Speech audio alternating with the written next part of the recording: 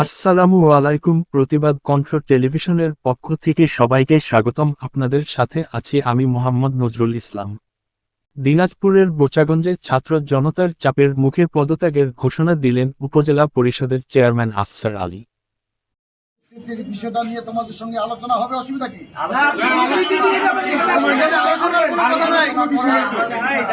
পরিস্থিতির জন্য আমি শুধু জেনে নিই। আমার কথা হচ্ছে আপনি জনতার সামনে যায় পদত্যাগ করেন। আচ্ছা ঠিক আছে, তোমাদের কথা মেনে নিলাম। আমি স্বেচ্ছায় পদত্যাগ করলাম। পদত্যাগ করলাম।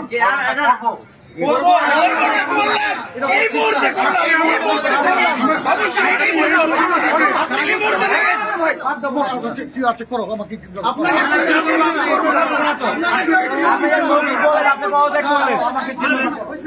আমাকে কি করো?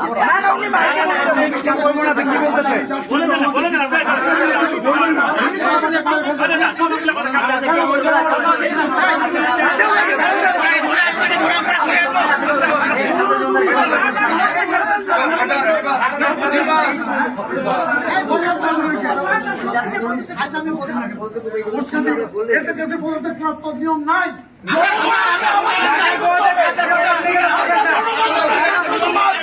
নিয়ম শুনে আপনারা 17 বছরে ভোট দেখাইছেন, 17 বছরে আপনারা ভোট দেখাইছেন।